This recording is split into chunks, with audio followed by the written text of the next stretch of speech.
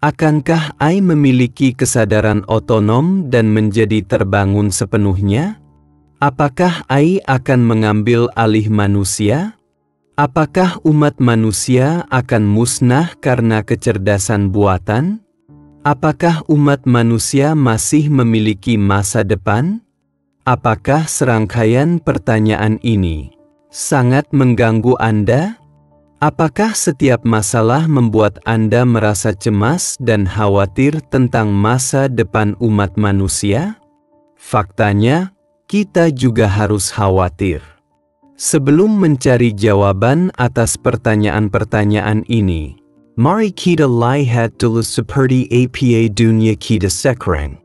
Saat ini, ada miliaran perangkat pintar di seluruh dunia yang menganalisis data perilaku Anda. Sistem diagnostik medis AI dapat menyelesaikan 1.200 pemeriksaan kanker per menit. Mobil tanpa pengemudi beroperasi di jalanan lebih dari 100 kota di seluruh dunia. Dan lengan robot di pabrik Tesla merakit mobil dengan kecepatan 5 kali kecepatan manusia. Inilah masa-masa yang paling menggairahkan dalam sejarah manusia. Tetapi juga yang paling meresahkan. Kita harus memikirkan seperti apa masa depan umat manusia nanti. Ketakutan, sebagian besar, berasal dari hal yang tidak kita ketahui. Kita akan merasakan ketakutan terhadap hal-hal yang tidak kita pahami. Ini adalah reaksi naluri manusia, dan ini sangat normal. Sangat mudah untuk menghilangkan rasa takut ini. Selama kita memahami kebenaran dan mencari tahu apa yang sedang terjadi, Anda mungkin akan memiliki gambaran yang lebih baik dan tidak akan merasa panik.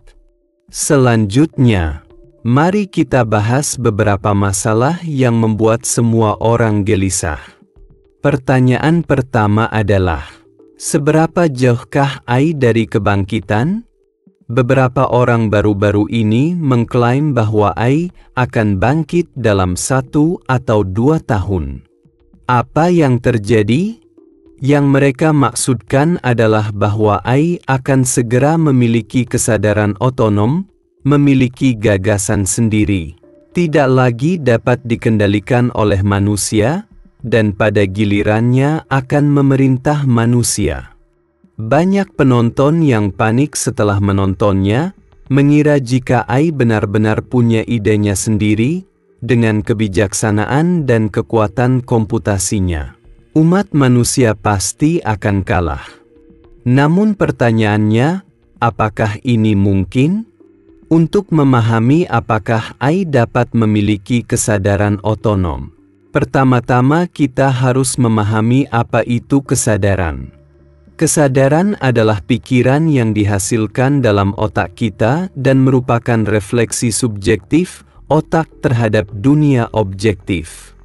Namun hingga hari ini, ilmuwan manusia masih belum mengetahui bagaimana otak kita menghasilkan kesadaran, dan tidak memiliki gambaran tentang cara kerjanya. Inti dari AI sebenarnya adalah serangkaian kode yang ditulis oleh insinyur komputer manusia. Ini adalah alat pengolah data. Sama seperti kalkulator yang kita gunakan dalam kehidupan sehari-hari. Namun, AI memiliki kemampuan pemrosesan data yang lebih kuat daripada kalkulator biasa, itu saja.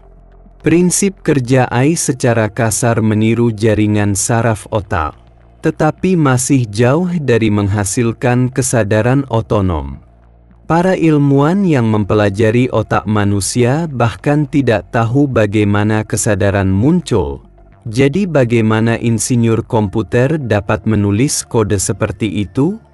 Dalam kehidupan sehari-hari, kalau ada yang bilang kalau kalkulatornya sudah mengembangkan kesadaran otonom dan punya ide sendiri, pasti Anda akan mengira orang itu gila. Hal ini juga berlaku ketika kita melihat AI. Jadi, pada tahap ini, AI yang mengembangkan kesadaran otonom adalah sesuatu yang hanya terjadi dalam film fiksi ilmiah. Pertanyaan kedua, akankah AI menguasai dunia kita? Melalui analisis tadi, kita semua paham bahwa sungguh mustahil bagi AI masa kini untuk menguasai dunia. Namun, fisikawan terkenal Hawking pernah meramalkan bahwa pengembangan AI yang lengkap dapat berarti akhir bagi umat manusia.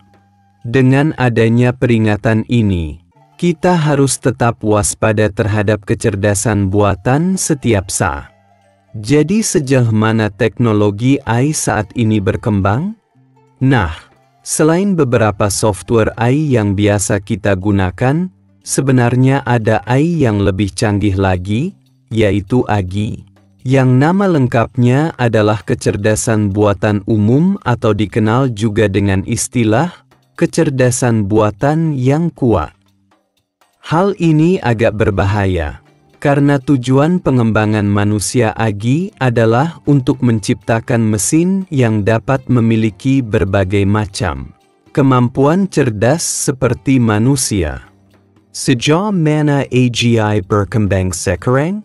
Menurut laporan indeks AI yang dirilis Universitas Stanford pada tahun 2024, bahkan AGI yang paling kuat saat ini memiliki tingkat kecerdasan keseluruhan yang mirip dengan anak berusia 4 tahun yang masih sangat belum matang.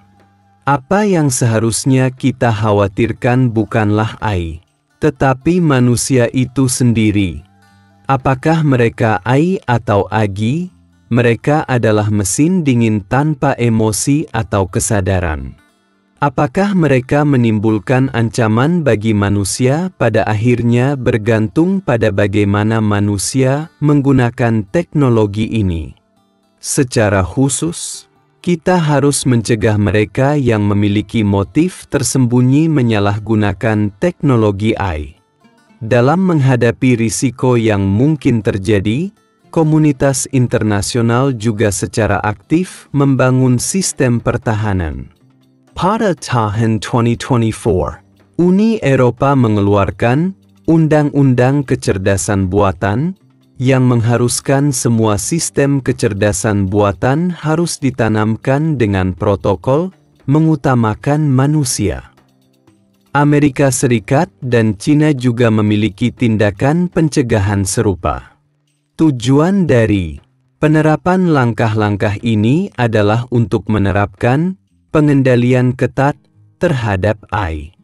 Pertanyaan ketiga adalah, akankah AI menggantikan manusia biasa? Apakah hal ini akan menghilangkan pekerjaan dan mata pencaharian masyarakat? Setiap tahun, lebih dari 2 juta operasi dilakukan oleh robot di seluruh dunia. Angka ini tampaknya mengonfirmasi prediksi bahwa AI akan menggantikan manusia. Namun ada serangkaian angka lain yang juga perlu kita pahami. Menurut Forum Ekonomi Dunia, dalam 5 tahun ke depan, dunia akan menambah 170 juta pekerjaan, menggantikan 92 juta pekerjaan, dengan peningkatan bersih sebesar 78 juta pekerjaan. Di antara mereka, pekerjaan yang paling cepat berkembang adalah ahli big data, insinyur AI, pengembang perangkat lunak, DLL. AI memang akan menyebabkan sebagian orang kehilangan pekerjaan, tetapi AI juga dapat menciptakan lebih banyak pekerjaan. Bagi masyarakat awam, tekun belajar, meningkatkan kemampuan dan menjadikan diri kita semakin tak tergantikan adalah hal yang harus kita lakukan.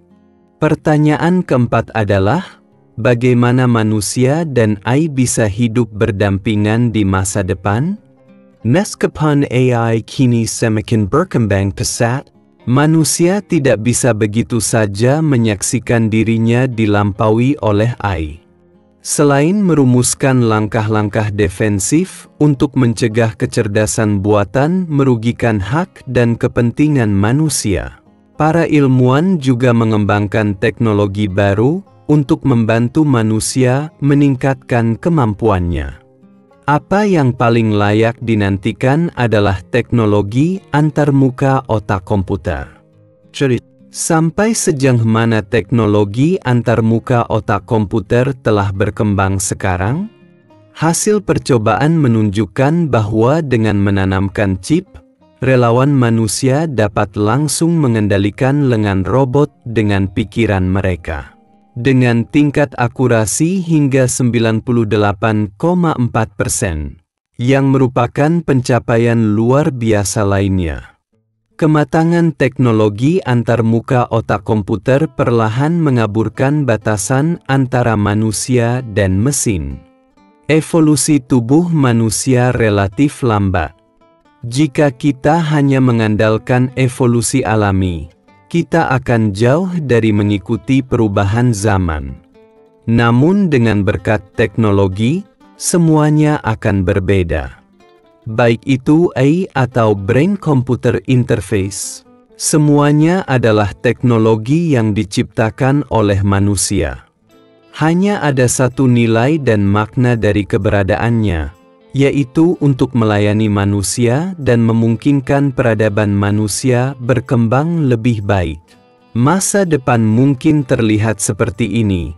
Dokter dan AI bekerja sama untuk mengembangkan rencana perawatan, guru menggunakan antarmuka otak komputer untuk memberikan pengetahuan, seniman dan AI berkolaborasi untuk menciptakan karya seni, dan desainer membiarkan AI memberikan sketsa desain. Dengan cara ini, manusia dapat terbebas dari pekerjaan yang membosankan dan memfokuskan energinya untuk mengendalikan arah serta membuat pilihan dan keputusan penting. Di masa depan, manusia dan kecerdasan buatan pasti akan bekerja sama untuk menciptakan peradaban manusia baru. Seberapapun pesatnya kemajuan teknologi, satu hal tidak akan pernah berubah, kemudi yang menentukan arah takdir manusia harus selalu berada di tangan manusia itu sendiri. Selamat datang untuk berlangganan dan berbagi saluran saya akan terus berbagi lebih banyak pengetahuan di sini. Sampai jumpa di lain waktu.